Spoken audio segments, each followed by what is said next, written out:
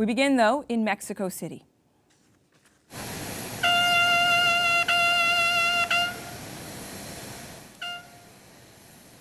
Prime Minister Justin Trudeau has touched down there for the North American Leaders Summit. He and his wife Sophie were greeted by President Manuel Lopez Obrador and Mexico's First Lady. U.S. President Joe Biden arrived earlier.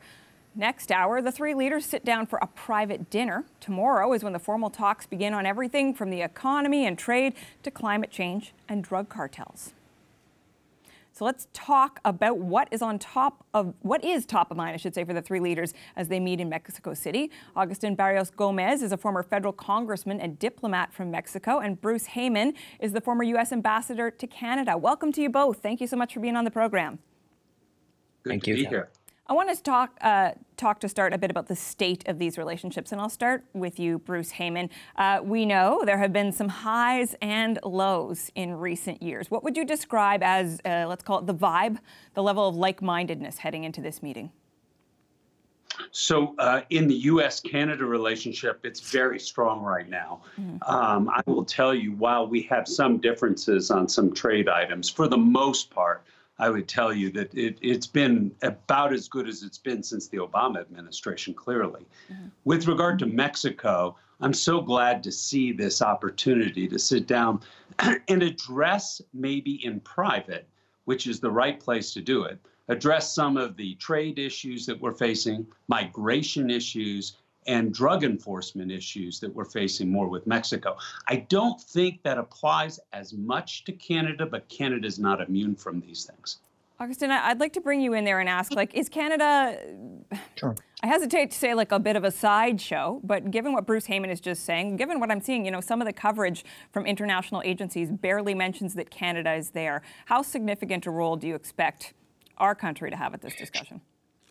Yeah, well, I would start by saying that there are two uninvited countries that are very much surrounding the agenda in this particular North American Leadership Summit, or Three Amigos Summit, as some call it.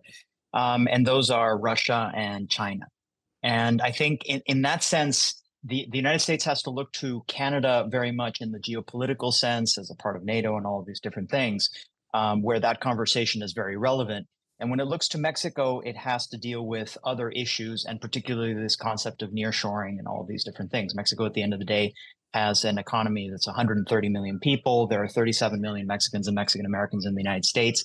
The level of integration between Mexico and Canada is really not seen anywhere else. And so the issues that they have to deal with, that these two countries have to deal with, are huge and loom large. The issues that the U.S. and Mexico have to deal with Canada in terms of strategic interests, in terms of geopolitics, are also very, very large, but they're not as defined as the issues on the southern border.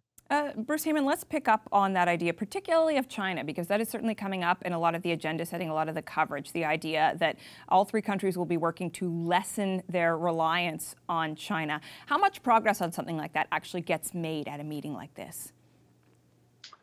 So everything's incremental in these meetings. When diplomats get together, we move in inches. We don't necessarily move in miles. But the path forward is really important here. And what is incredibly important is that the leaders are all together having this discussion and understand each other on a personal level. Everybody should know that this all existed. This three partnership get-together started with George W. Bush in 2005 in the Security and Prosperity Partnership, and then moved to the North American Leaders Summit, and happened all the way through until the Trump administration, when it didn't happen in 2017, 18, 19, or 20. So it was reignited by President Biden last year, and I'm glad to see it's in Mexico. Look, we have to sit down at the table as world leaders in this region to tackle the things that are important to us. And I think, we would just discussed the world on a geopolitical basis and the challenges from Russia and China. But we have some near-term issues facing us with the three countries that need to be addressed as well. Okay, well, let's talk, Mr. Barrios Gómez, about one of those issues in particular. We know going into this, there has been a lot of attention about the idea that Canada and the United States might sort of try to push Mexico a bit on energy policy, limiting foreign investors. How does a conversation like that go in the room? Obviously, the Mexican president has a domestic agenda that he needs to pursue. How much pushing and prodding from outside countries is likely to have an effect? Right.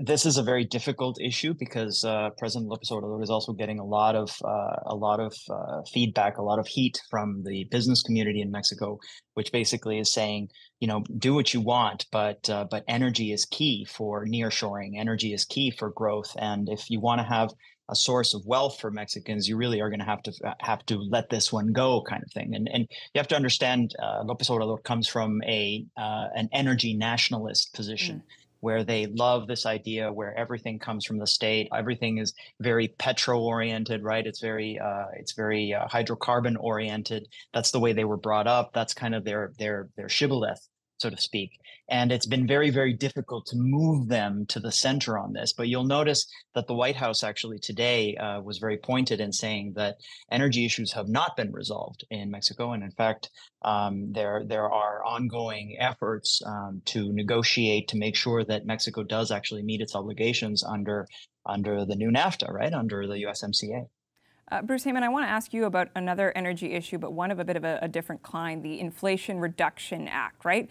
Mega billions invested in the clean tech sector. I've talked to officials here in Canada, some who are wringing their hands about this, some who say, hey, great investment in clean technology. What do you think Canada needs to be doing right now, though, or what conversations might even be happening in these meetings to ensure that the United States doesn't just essentially suck up all the money there is to be invested in clean technology right now?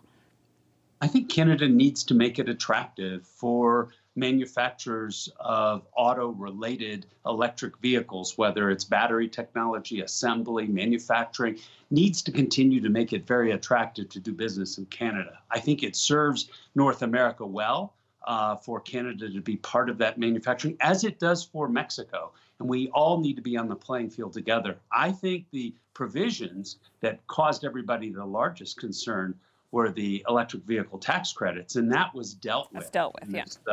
In this provision. So I think, like everything else, once the laws have been set, that the countries need to make it incredibly attractive for businesses to do business. And I think that's Canada's opportunity set here. Okay. Bruce Heyman, I can't let the two of you go without asking you about the question that I know diplomats on both sides of our border are frankly maybe getting a little bit tired of.